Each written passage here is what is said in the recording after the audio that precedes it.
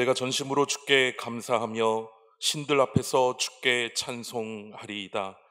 내가 주의 성전을 향하여 예배하며 주의 인자하심과 성실하심으로 말미암아 주의 이름에 감사하오리니, 이는 주께서 주의 말씀을 주의 모든 이름보다 높게 하셨음이라. 주님은 나의 산성이시요 피할 바위시며 요새가 되시나이다. 지난 한 주간도 저희들을 주님의 품에 안에 거하게 하시며 우리의 몸과 마음을 눈동자처럼 지켜주심에 감사를 드립니다. 주님께 큰 사랑을 받았던 저희들이 오늘은 거룩하게 주의를 지키며 삼위일체 하나님께 예배를 드립니다. 예배하는 저희들에게 다시 한번 큰 은혜를 부어 주셔서 진리의 말씀으로 지도하여 주시고 주님의 크신 팔 아래에서 우리 영혼이 참 평안과 안식을 누리게 하여 주옵소서. 우리 입술에는 주님께 올릴 찬송이 가득하게 하시고 우리 마음에는 정직한 영을 새롭게 하셔서 감격과 기쁨이 넘치는 예배를 드리게 하여 주옵소서. 예수님의 이름으로 기원하옵나이다. 아멘.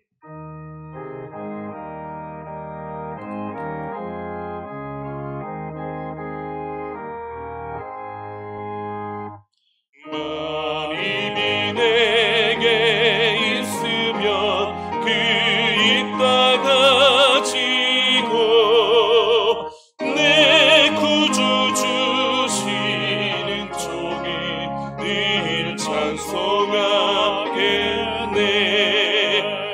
내 은혜로우신 하나님 날 도와주시고 그 크신 영광 넓히며 다하게 하소서.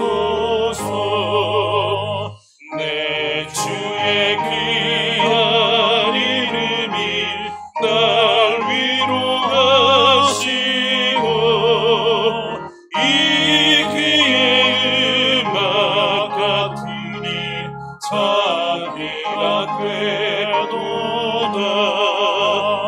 내 죄의 권세 깨뜨려 그 결박 푸시고 이 주한 마음을 비로소 고쳤게 하셨네.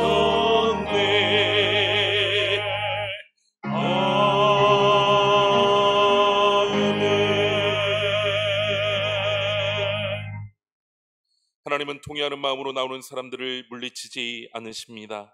이제 우리 모두 함께 진정으로 우리들이 저지른 죄를 뉘우치고 고백합시다. 십자가의 보혈로 우리를 거듭나게 하시고 생명의 길을 걷게 하신 하나님, 베푸신 은혜로 하나님의 자녀가 되었으나 저희들은 옛사람을 벗어버리지 못하고 죄악 중에 살았습니다. 행함이 없는 믿음은 죽은 믿음이라는 것을 알고 있으면서도 우리의 생활 속에는 하나님이 원하시는 행함이 나타나지 않았습니다. 이웃에게 본이 되지 못했고 오히려 세상이 걱정해주는 교회가 되었습니다. 우리의 삶으로 주님의 영광을 가렸습니다. 이 시간 살아계셔서 우리를 감찰하시는 하나님, 우리의 모든 죄를 통탄하며 회개하오니 용서하여 주옵소서.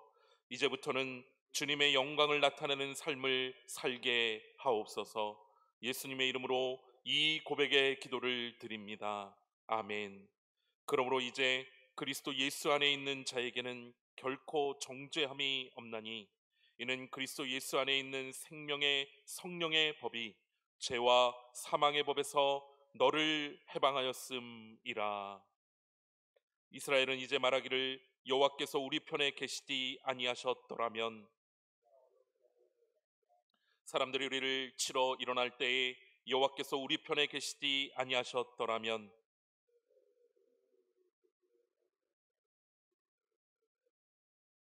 그때 물이 우리를 휩쓸며 시내가 우리 영혼을 삼켰을 것이며 우리를 내주어 그들의 의에 씹히지 아니하게 하신 여호와를 찬송할지로다.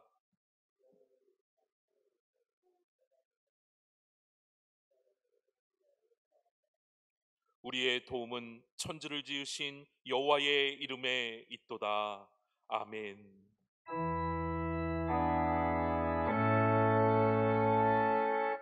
성부 성자와 성령 찬송과 영광 돌려보내세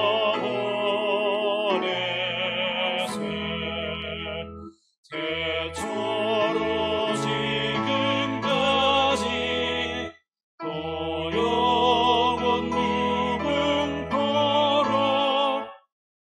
성삼위께 영광 영광 아멘.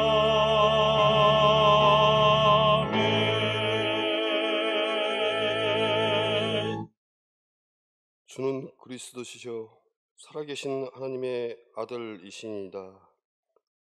할렐루야. 우리의 피난처 되시는 사랑이 많으신 하나님, 거룩한 날 가정에서 영상으로, 그리고 이곳 예배당에서 목회자님들과 장로님들 새로운 모양으로 예배를 드립니다.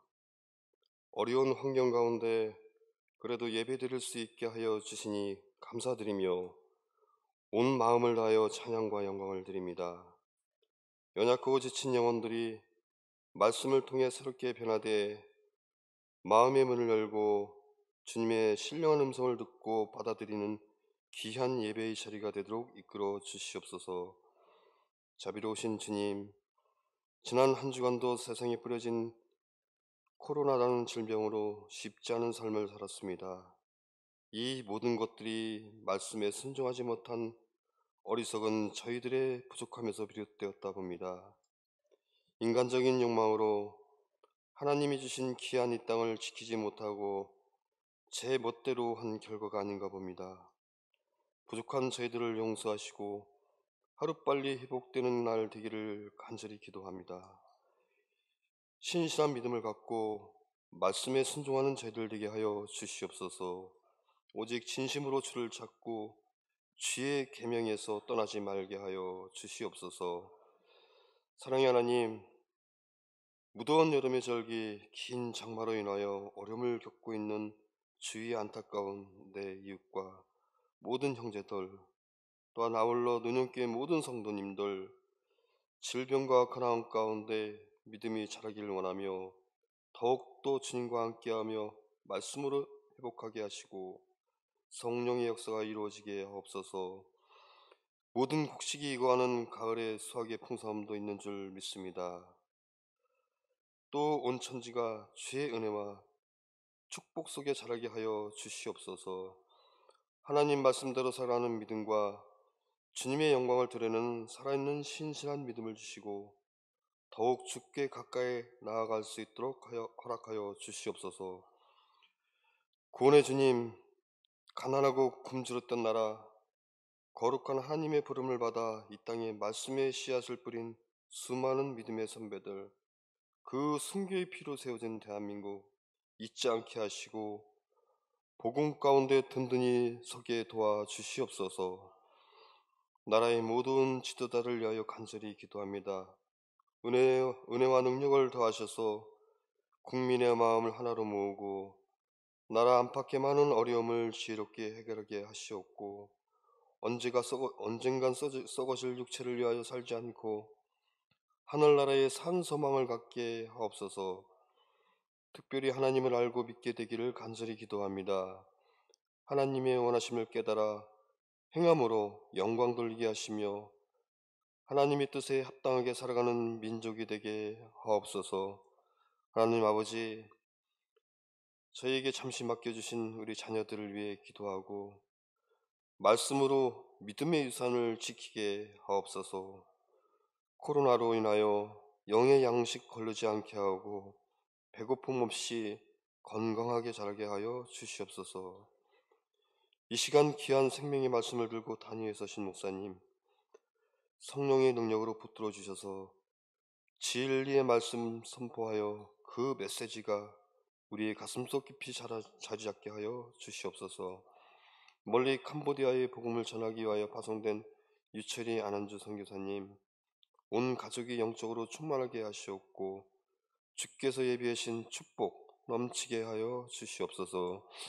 노년교회 모든 성도님들, 이 어려운 재난에 예배당에서의 예배와 속회 등 만남의 교제는 또다시 어렵지만 주님께 기도하는 모든 곳이 예배의 처소임에 새로운 교제의 방법으로 서로 위하고 주님의 은혜로 삶 이루게 하옵소서.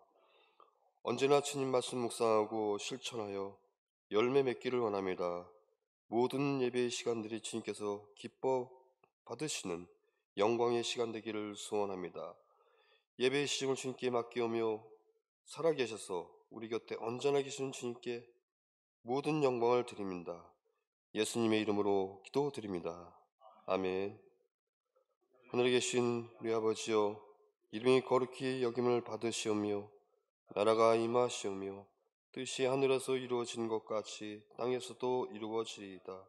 오늘 우리에게 일용할 양식을 주시옵고 우리가 우리에게 죄진 자를 사하여 준 것 같이 우리 죄를 사하여 주시옵고 우리를 시험에 들게 하지 마시옵고 다만 악에서 구하시옵소서.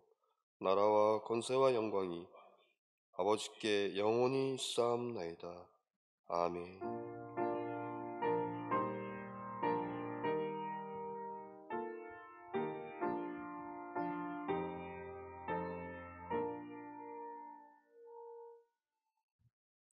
오늘 이 시간 우리에게 주시는 하나님 말씀은 마태복음 16장 13절에서 20절까지의 말씀입니다. 마태복음 16장 13절에서 20절까지의 말씀입니다. 신약성경 26쪽, 27쪽에 있습니다.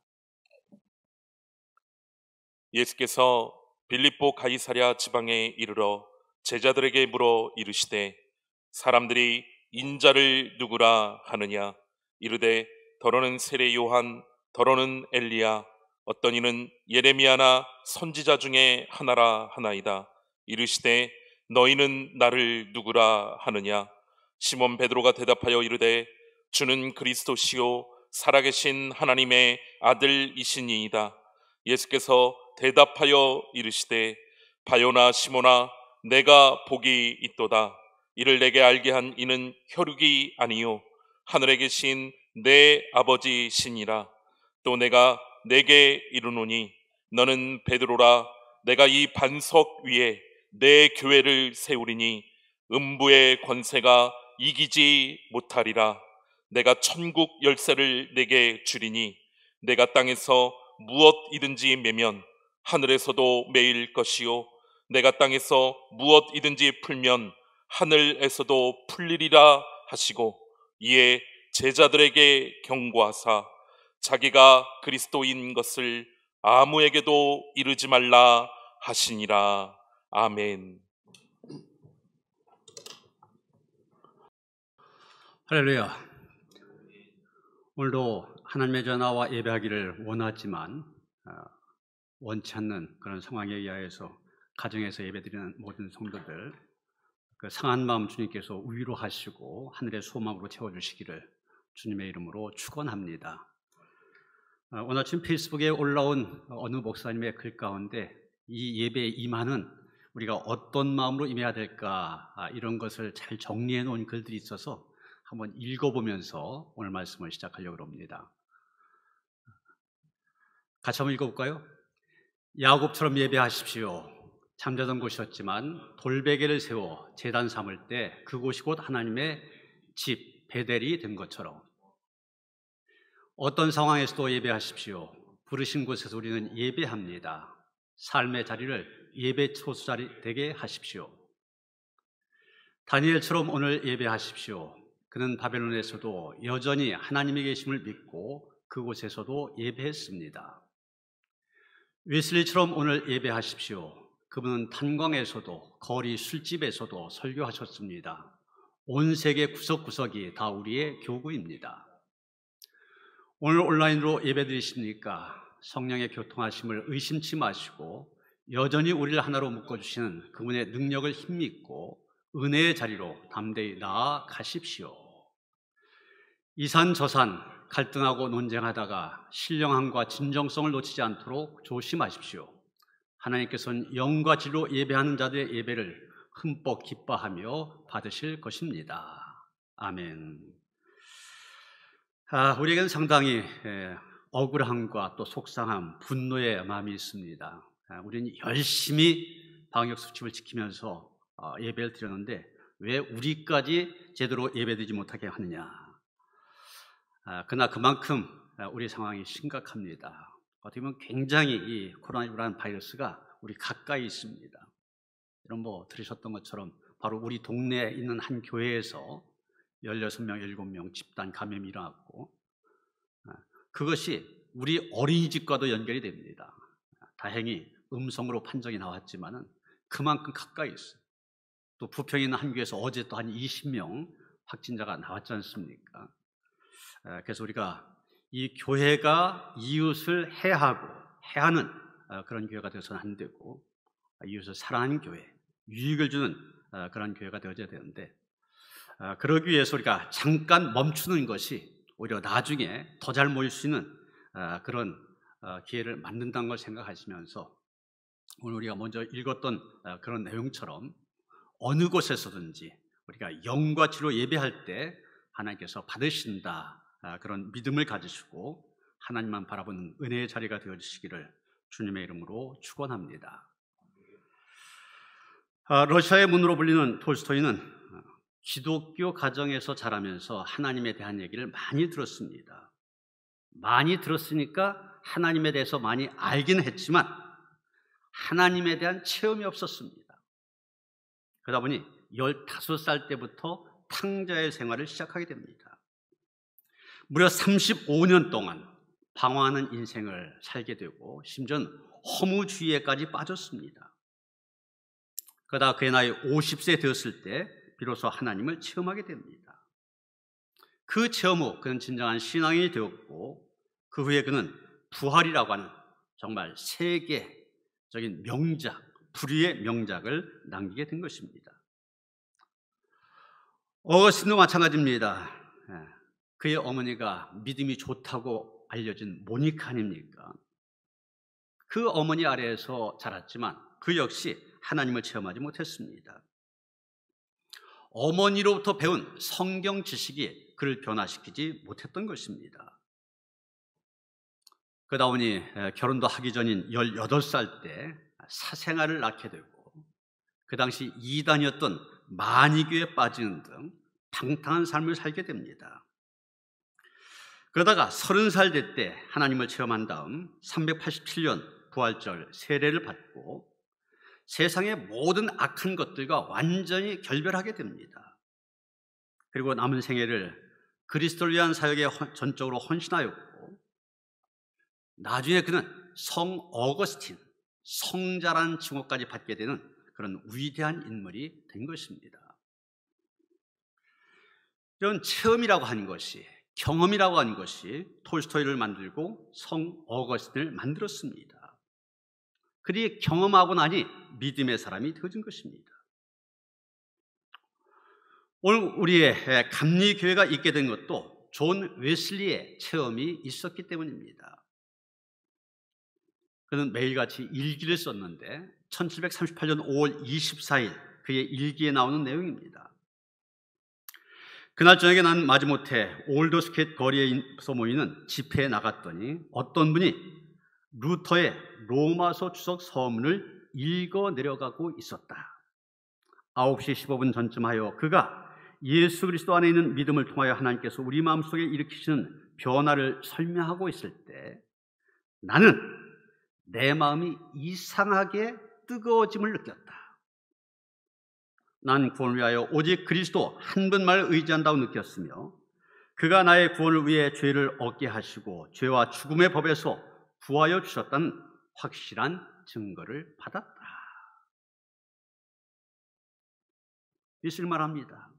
내 마음이 이상하게 뜨거워짐을 느꼈다.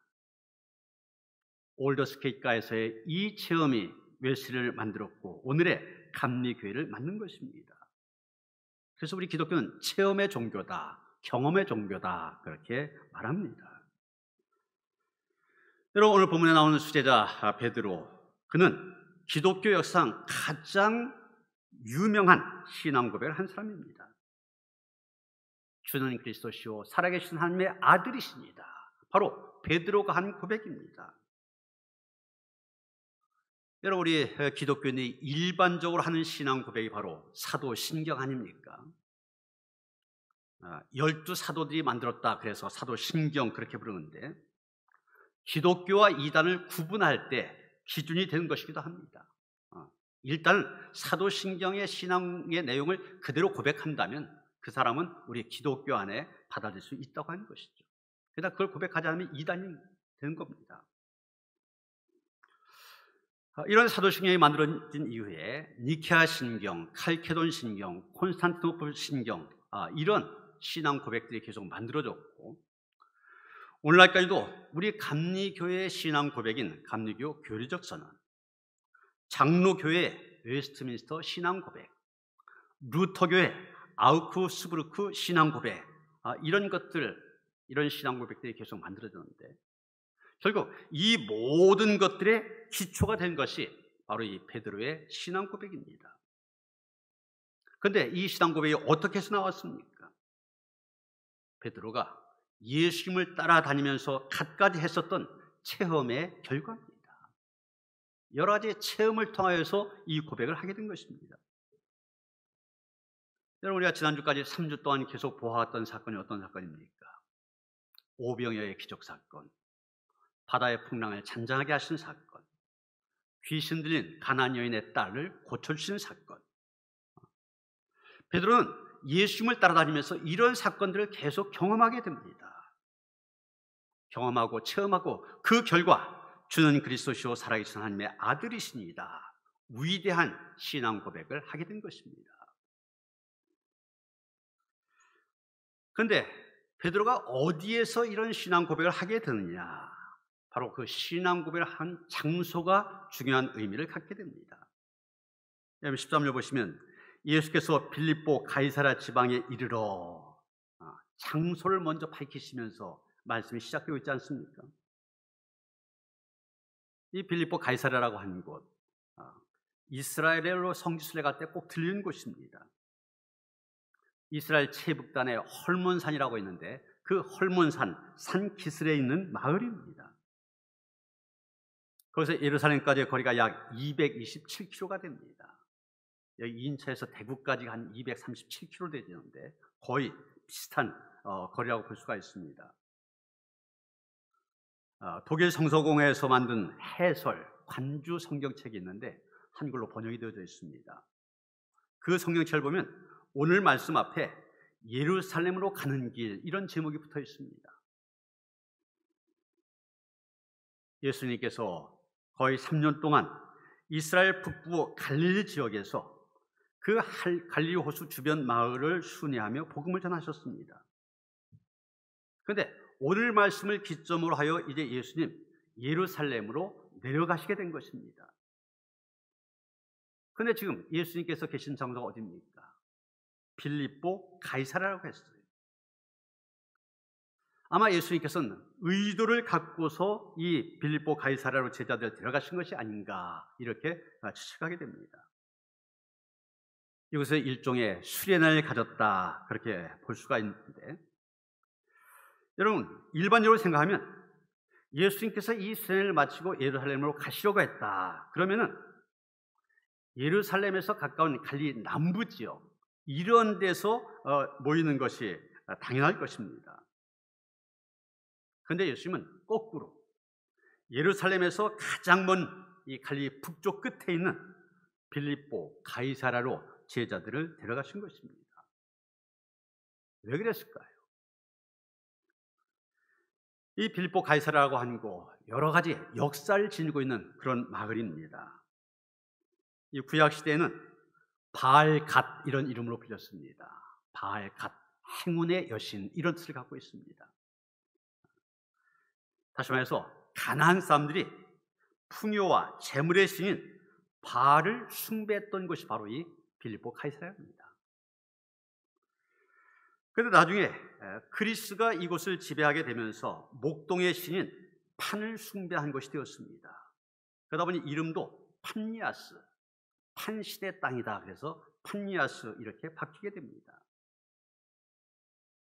그리스 신화를 보면 이 판이라고 하는 신은 우리의 그 상체는 인간인데 머리에 뿔이 달려 있습니다. 그리고 하체는 염소로 되어 있습니다.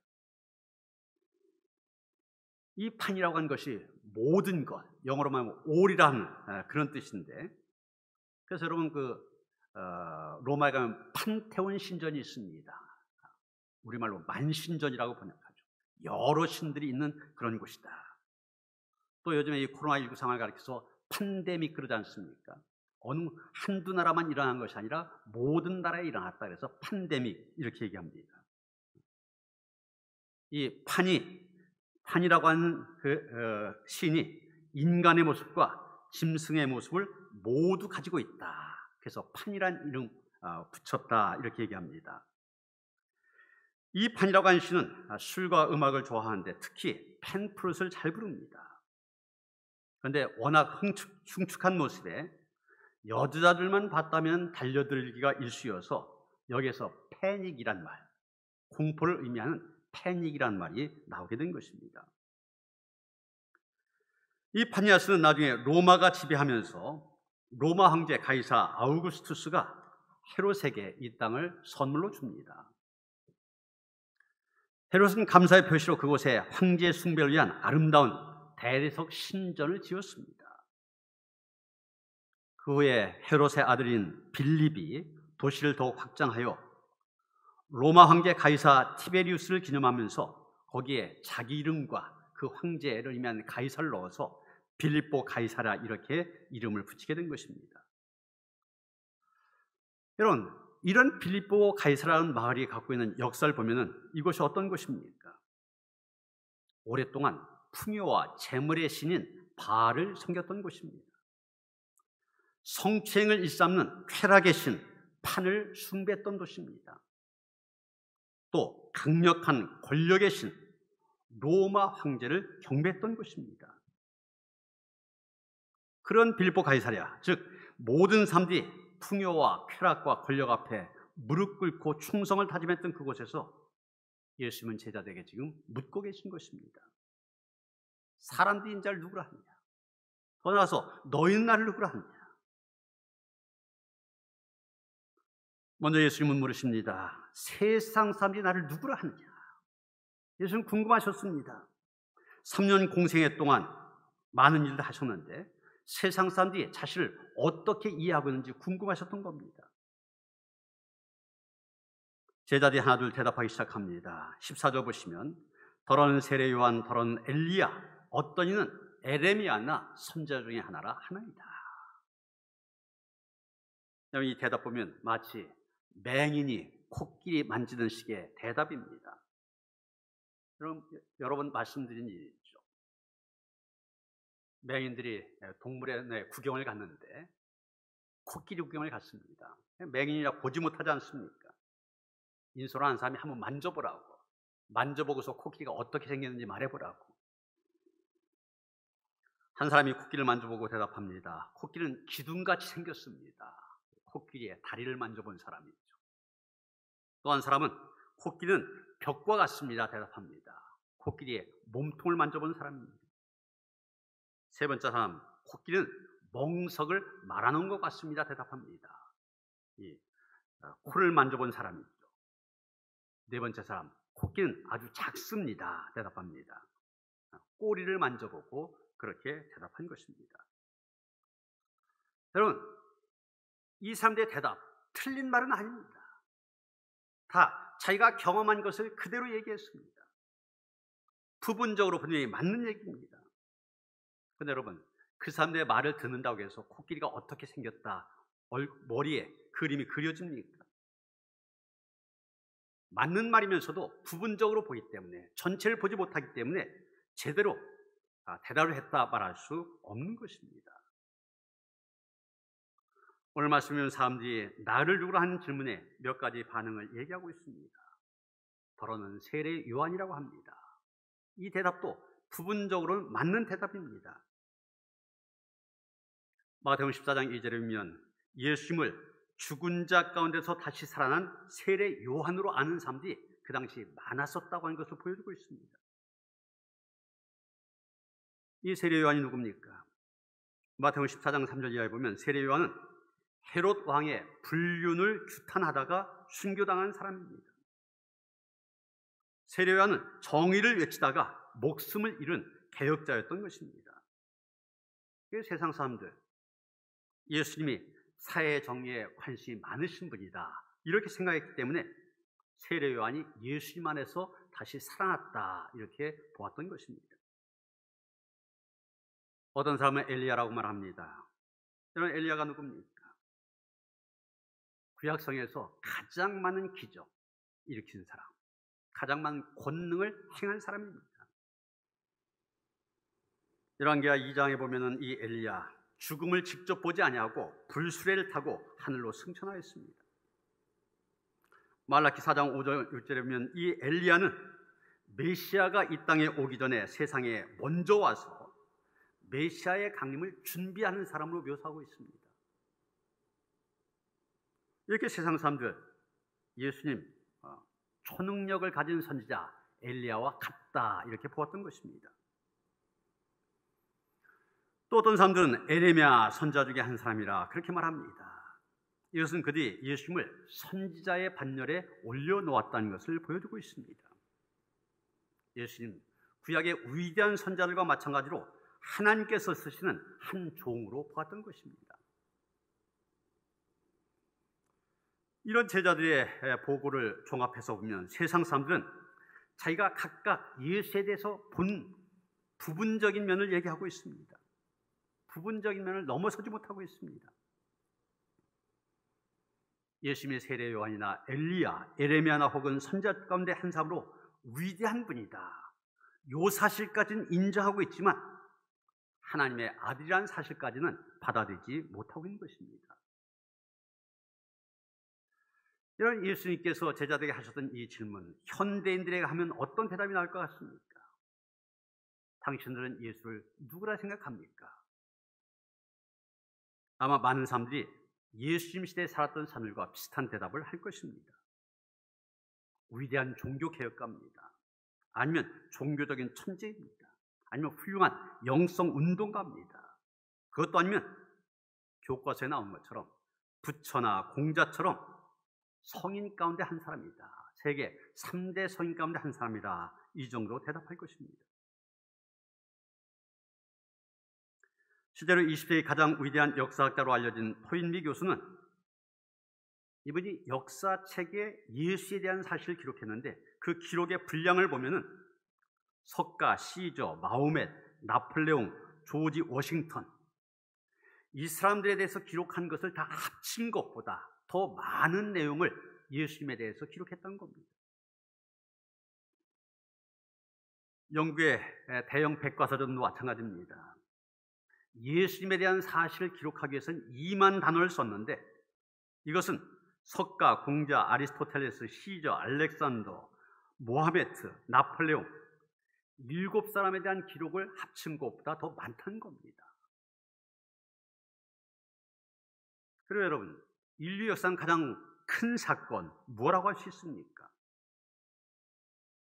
물론 제1차 세계대전, 2차 세계대전 그리고 아폴로 11호가 달에 착륙한 사건, 정말 전 세계적인 큰 사건이라 말할 수 있을 것입니다. 그러나 이 모든 사건보다 훨씬 큰 사건이 있습니다. 바로 예수님의 탄생 사건입니다. 그래서 여러분, 이 세계의 연호가 예수님의 탄생을 중심으로 바뀌지 않습니까? 기원전, 영어로 BC 그렇게 얘기하는데 Before Christ, 예수님 이전이라는 얘기입니다. 그리고 기원 후, 지금 우리가 2020년 그러면 기원 후 2020년 이렇게 된 거 아닙니까? AD라고 얘기합니다. 라틴어로 안노 도미니, 추후라는 그런 뜻입니다. 예수님의 탄생을 기점으로 해서 기원 전과 후가 갈려지고 있습니다. 무슨 얘기입니까? 예수님, 인류 역사상 최대의 도덕적인, 정신적인, 종교적인 영향을 끼친 분이라는 얘기입니다. 예수님을 통하여 인류의 모든 선한 것들, 곧 남녀평등, 노예해방, 어린이 존중, 인간의 존엄성, 자유와 사랑, 평화의 운동이 일어났습니다. 세상 사람들도 분명히 이것을 인정하고 있습니다. 그런데 지금 우리가 코로나19라는 그런 상황을 살아가고 있는데, 이런 상황 속에서 한국에 있는 세상 사람들은, 믿지 않는 사람들은 예수를 어떻게 볼까요? 제가 신학교 다닐 때 고난주간이 되어지면은 특별 신앙 강좌가 열렸었습니다. 외부 강사님이 오셔서 이렇게 집회를 인도하시는데, 40년이 지났지만 아직도 잊혀지지 않는 말이 있습니다. 장로교회 김호식 목사님이라고, 이분이 오셔서 말씀을 전하셨는데 이런 얘기를 하신 겁니다. 오스트리아의 신경과 의사이며 정신분석의 창시자인 지그문트 프로이드라고 하는 사람이 있죠. 이 사람이 의사이면서 정신분석학자지만은 20세기 많은 분야에 걸쳐서 아주 큰 영향을 끼친 사상가입니다. 당연히 이 프로이드를 따른 제자들이 많았습니다. 그런데 이 프로이드가 제자들 향하여 남긴 유명한 말이 있습니다. I am Freud, not Freudian. 이게 무슨 얘기입니까? 난 프로이드지 나를 따르는 제자들 아니다. 제자들이 프로이드를 따른다고 하면서도 너무 교리적이고 형식적인 면에 집착하다 보니까 프로이드가 나간 방향하고 많이 멀어졌다는 겁니다. 그러니까 난 not Freudian, 프로이디안이 아니다. 그래서 이 김옥식 목사님이 그 말을 인용하면서, 만일 예수께서 지금 이 땅에 오시면 뭐라고 하실까? 아마 예수께서는 I am Christ, not Christian 이렇게 말씀하실 것이다, 이런 얘기를 했습니다. 나는 그리스도지 그리스도인, 예수를 따르는 사람들이 아니다. 무슨 얘기입니까? 우리 그리스도인들이 예수님의 모습을 제대로 보여주지 못하고 있다는 것입니다. 그 목사님 40년 전에 그런 말씀하셨지만 지금도 다를 바가 없습니다. 여러분, 지금 세상 사람들, 믿지 않는 사람들 예수를 어떻게 보겠습니까? 코로나19 검사를 안내하러 온 보건소 직원을 껴안으면서 침을 뱉었는데, 그 침 뱉은 이유가 나 혼자 확진되는 게 억울하다, 이렇게 한 사람이 교인입니다. 그런 기독교인을 보면서 세상 사람들 예수를 어떻게 보겠습니까? 검사를 거부한다든지, 코로나 확진 후에 종족을 감춘다든지, 병원 격리 중에 탈주를 벌이는 그런 사람들, 그런 기독교인들 보면서 세상 사람들 예수를 어떻게 보겠습니까? 광주의 한 목사님은 광화문 집회에 다녀온 것을 숨기기 위해서 자기가 스파에 다녀왔다 거짓말했습니다. 그래서 방역 수축하는 걸 방해했습니다. 그런 목사를 보면서, 그런 교인들을 보면서 세상 사람들 예수를 어떻게 보겠습니까? 이미 소속된 교단에서 목사직, 면직을 당하였기 때문에 목사라고도 할 수 없는 전광훈이라는 사람 어떻습니까? 그가 했던 이단적인 발언, 신성 모독적인 발언 헤아릴 수 없이 많이 있습니다. 자기가 하나님과 친하다고 그러면서 하나님도 까불면 나한테 주고, 이게 할 수 있는 말입니까? 이분이 옛날에 전반스 목사 이렇게까지 불려졌습니다. 그 이유가 설교 중에 이런 얘기를 했기 때문에 그렇습니다. 이 성도가 내 성도 됐는지 알아보려면 두 가지 방법이 있다. 옛날에 쓰던 방법 중에 하나는 젊은 여집사에게 빤스 내려라, 한번 타고 싶다 해보고 그대로 하면 내 성도요, 거절하면 똥이다. 설교 시간에 목사의 입에서 나올 수 있는 말입니까? 지금도 이분이 재판을 받고 있습니다. 그 이유가 이 변승우라고 하는 이단, 일반 교회에서 이단으로 판정받은 사람이 있는데, 이 사람 한기총 가입하는 걸 허락하고 이단을 해제해 주면서 5억 원 돈을 받았다는 겁니다. 여러분, 그런 사람을 목사라고 부르는 교인들 보면서 세상 사람들 예수를 어떻게 보겠습니까? 그런데 여러분, 우리가 사실 전광훈이나 그 교인들만 뭐라고 할 수 있는 그런 처지입니까? 우리 역시 믿지 않는 사람들과 똑같은 그런 일들 많이 하고 있지 않습니까? 이런 청문회나 이런 것들 보면은 믿는 사람들입니다. 믿는 사람들인데 똑같이 부동산 투기하고 똑같이 갑질하고 똑같이 부정부패에 물들어 있고 똑같이 돈에 정신 팔려 있습니다. 그런 우리를 보면서 세상 사람들 예수를 어떻게 생각하겠냐는 얘기입니다. 사도 바울이 우리 그리스도인의 정체성을 가리키는 그런 몇 가지 표현이 있습니다. 그리스도의 편지다. 너희는 그리스도의 사신이다. 너희는 그리스도의 향기다. 여러분, 바울이 왜 그런 말을 했는지 그 의미를 잘 새겨봐야 됩니다. 바로 세상 사람들 우리를 통하여서, 그리스도인 된 우리를 통하여서 예수를 본다는 얘기입니다. 이제 다시 베드로의 위대한 신앙 고백으로 돌아갑니다. 베드로가 예수님을 그리스도시요 살아계신 하나님의 아들이라고 고백하였는데, 여기 그리스도나 하나님의 아들이라고 하는 말 다 메시아를 가리키는 말입니다. 당시 이스라엘 백성들은 자기들을 구원할 메시아에 대한 소망을 갖고 살았는데, 예수가 바로 그 메시아라는 얘기입니다. 예수가 바로 희망이라는 얘기입니다.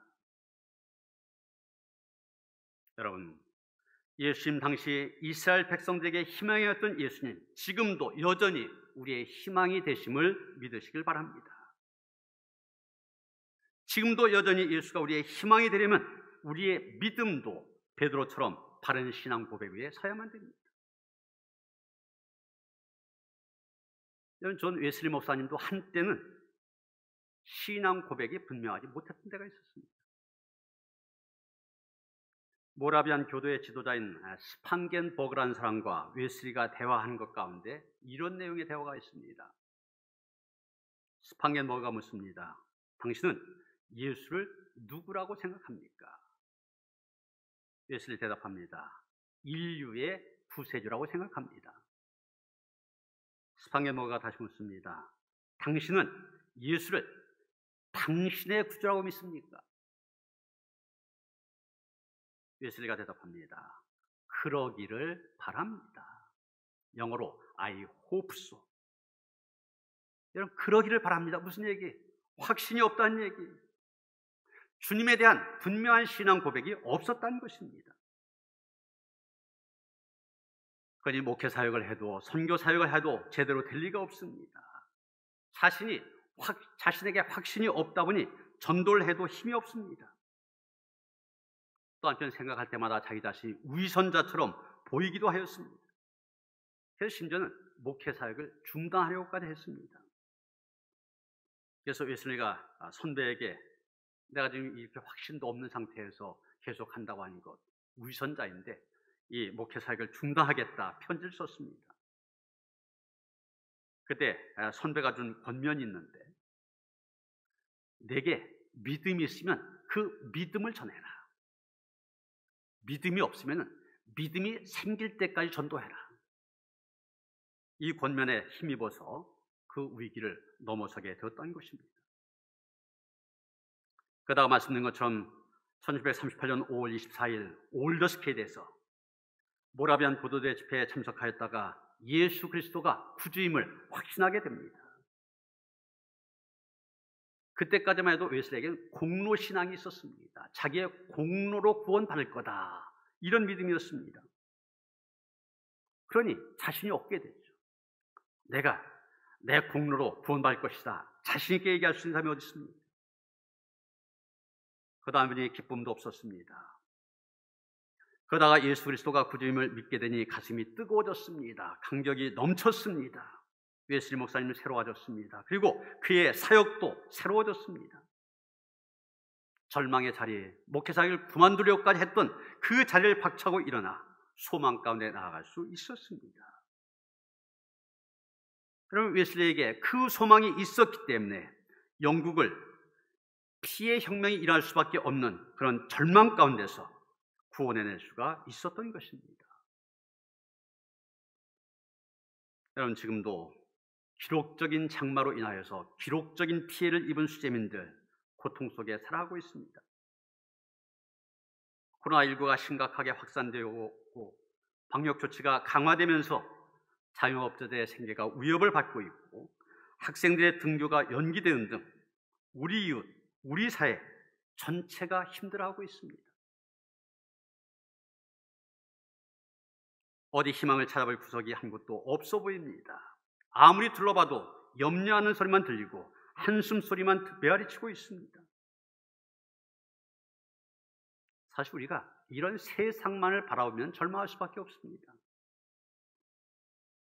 우리가 저지난 주일 보았던 것처럼 갈릴리 바다 위를 걷던 베드로, 불어오는 바람과 일렁이는 물결을 바라본 순간 두려움에 휩싸이게 되고 그러면서 물에 빠져들기 시작합니다. 마찬가지입니다. 세상을 바라보면 세상은 우리에게 절망만을 가져다 줄 뿐입니다. 그러나 베드로가 세상을 바라보지 아니하고 다시 주님을 바라봤을 때 그는 물 위를 걸을 수가 있었습니다. 그 주님, 그러기에 그 주님은 우리에게 희망의 주님이 되십니다. 우리에게 희망을 주시는 것입니다. 세상뿐만이 아니라 우리는 우리 자신을 바라보아도 우리 자신 때문에 절망할 수밖에 없습니다. 여러분, 다윗과 골리앗 이야기 잘 아시죠? 골리앗 앞에 선 다윗, 만약 자기 자신만을 바라보았다면 그렇게 용감하게 골리앗 앞으로 달려나가지 못했을 것입니다. 골리앗 앞에 자기를 보면 자기가 얼마나 초라합니까? 얼마나 작습니까? 그것처럼 우리도 우리 자신은 바라보면 우리에게 절망을 가져다 줄 뿐입니다. 그러나 그 다윗이 자신이 아니라 여호와를 바라보았을 때 그는 용감하게 달려나갈 수 있었습니다. 골리앗보다 훨씬 큰 주님의 능력을 바라보았기 때문입니다. 그처럼 주님은 우리에게 희망을 주시는 분이십니다. 그래서 에레미야 선지자는 에레미야 14장 8절에서 하나님을 이스라엘이라, 이스라엘의 희망이라 이렇게 불렀습니다. 시편 39편 7절에 보면 주여 내가 무엇을 바라리요 나의 소망은 주께 있나이다 그렇게 노래하고 있습니다. 또 시편 146편 5절에 보면 야곱의 하나님으로 자기 도움을 섬기며 여호와 자기 하나님에게 그 소망을 두는 자는 복이 있도다 노래하고 있습니다. 그렇습니다. 우리의 희망은 주 안에 있습니다. 그리고 우리가 주 안에 있을 때만 우리는 진정한 희망을 이야기할 수 있습니다. 힘들고 어려운 상황이 우리 앞에 닥쳐온다 할지라도 우리는 주 안에서, 예수 안에서 희망을 노래할 수 있는 것입니다. 사랑하는 성도 여러분, 21세기 코로나19의 상황을 살아가는 우리에게도 여전히 예수는 우리의 희망이 되십니다. 이 고백이 우리의 고백이 되어지고 또 그 믿음 안에서 희망을 갖고 더 나아가 희망의 주님을 힘써 전하며 살아가는 그런 성도들 되어지시기를 주님의 이름으로 축원합니다. 하나님, 어떤 상황에서도 예수님 우리의 희망이 되심을, 소망이 되심을 믿습니다. 우리도 베드로처럼 주는 그리스도시요 살아계신 하나님이시라는 이런 소망의 고백을 할 수 있게 하시고 그 믿음의 고백 위에 굳건히 서서 어떤 상황도 두려워하지 아니하고 염려하지 아니하고 소망을 주시는 주님을 바라보며 기대하며 나아갈 수 있도록 인도하여 주시옵소서. 예수 그리스도 이름 받들어 기도하여 싸움나이다. 아멘.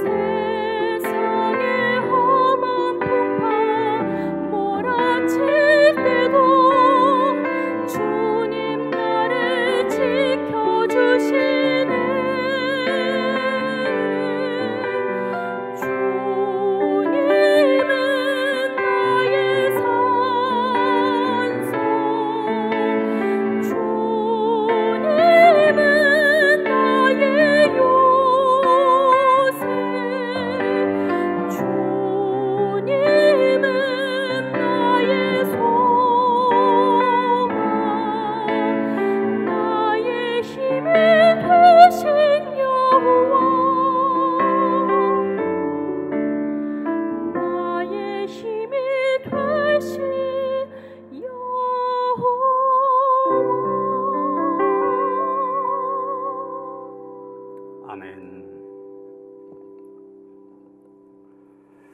예루살렘이든 그리심산이든 영과 치로 예배한 그곳에 하나님 함께 하시고 임재하신 줄 믿습니다. 오늘도 원치 않는 그런 상황 속에서 각 가정에서 예배를 드리면서 안타까운 모든 성도들에게 하나님께서 크신 위로를 함께 하시며 있는 곳에서 영과 치로 예배할 때 하나님의 임재를 경험할 수 있게 하시고 하나님의 충만한 은혜가 내려줄 수 있도록 함께 하시며 인도하여 주시옵소서. 그래서 어느 곳에서든지 부르심받은 그곳에서 하나님을 향한 참된 예배자로 살아갈 수 있는 온교의 성도들 되게 하여 주시옵소서. 하나님을 예배하면서 정성된 예물을 드립니다. 직접 주의자에 나와 예물을 드리기도 하고 또 각 가정에서 온라인으로 헌금하기도 하지만 하나님, 이 예물 속에 우리의 믿음이 담겨 있고 주님을 향한 헌신과 사랑이 담겨 있습니다. 기뻐 받아 주시옵소서. 드린 손길들 축복하여 주시어서 어렵고 힘든 상황 속에서도 눈을 들어 우리의 소망이 되시는 주님 바라볼 수 있게 하시고 주님의 은혜 안에서 승리할 수 있도록 인도하여 주시옵소서. 주님 앞에 드려진 예물 친히 축사하시사 오벽여의 기적이 나타나게 하셔서 하나님의 영광 드러나게 하시옵소서. 우리 주 예수 그리스도 이름 받들어 간절히 축원하며 기도하옵나이다. 아멘.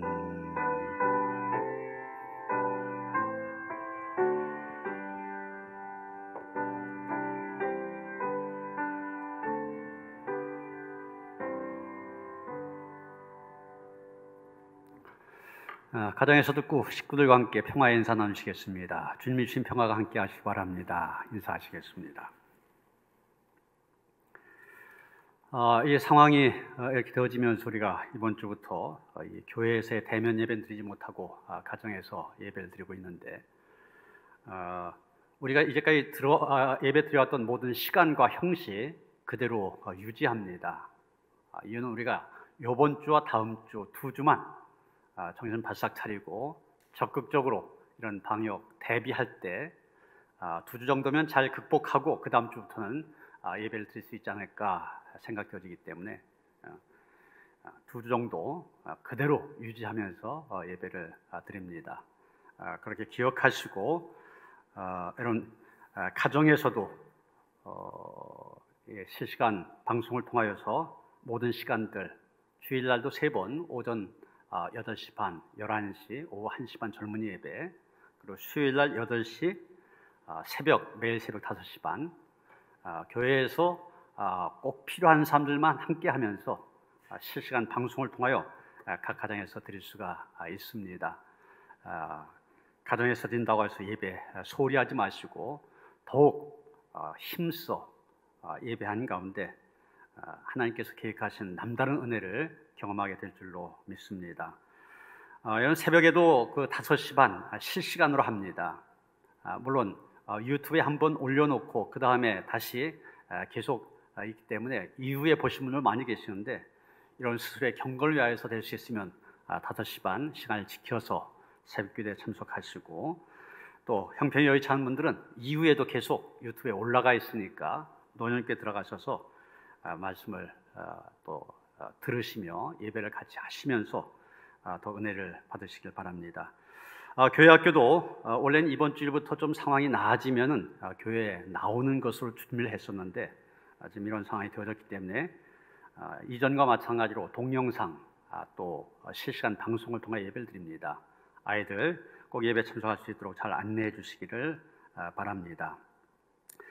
그러면서도 이 교회도 이렇게 되어졌는데 각 가정에서 여러분이 철저히 지키는 것 굉장히 중요합니다. 그래서 정말 온 국민들이 이 잠깐 동안이지만 좀 하고 싶은 것 안 하고 가고 싶은데 안 가고 그래서 외출도 좀 자제하라고 그러는데 그런 일에 우리가 적극적으로 협력할 때 특히 우리 믿는 사람들이 그런 일에 모범을 보일 때 이것을 우리가 조기에 극복하고 우리가 원하는 대로 교회에서 예배드리는 그날 빨리 임하게 될 줄 믿습니다. 그런 마음으로 적극적으로 협력하시고 모범을 보여주시길 바랍니다. 새벽 기도에 그동안 사도행전을 쭉 강의해 왔는데 내일 새벽부터 이제 시편을 시작합니다. 시편을 시작한 이유가 이 시편 우리 못지않게 더 어려운 상황 가운데 있었던 그런 시편 기자들이 그런 상황에서 하나님께 기도하고 또 하나님께 탄식하기도 하고 감사하기도 하고 기뻐하기도 하고 이런 내용들이 담겨 있기 때문에 우리가 이 말씀을 같이 나누면서 이 어려움을 이겨나가자, 이런 의도에서 시작을 하니까 이런 새벽기도 가정에서지만 꼭 참석하시고 말씀 듣고 함께 기도할 수 있게 되기를 바랍니다. 다 일어나셔서 93장 찬송하시겠습니다.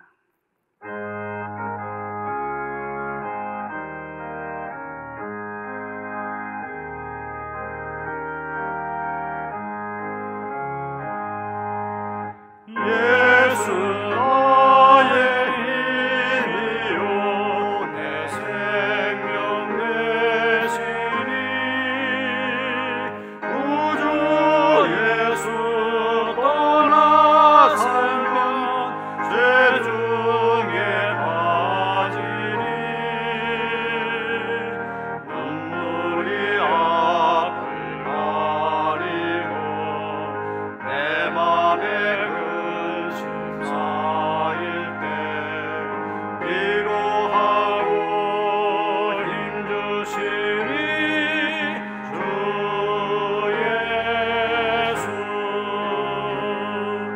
예수 나의 힘이요 내 친구 되시니 그 은혜를 간구하면 풍성히 받으리 햇빛과 비를 주시니 주수할 곳이 많도다 귀한 열매 주시느니 주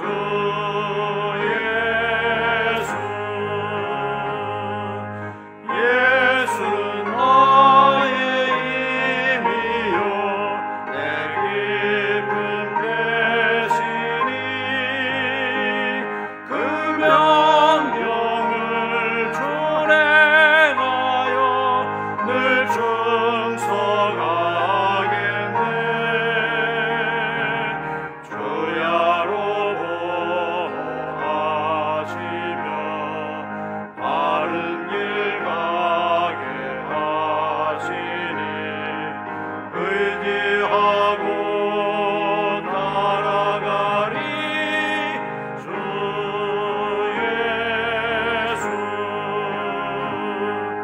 예수 나의 힘이요 내 소망 되시니 이 세상을 떠나갈 때 본 영생 얻으리 한없는 복을 주시고 영원한 기쁨 주시니 나의 생명 나의 기쁨 주 예수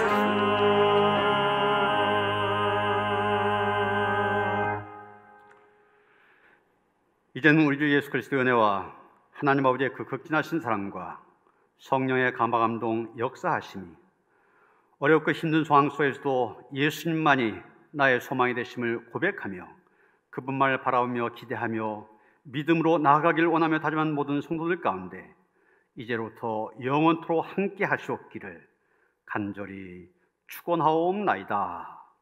아멘.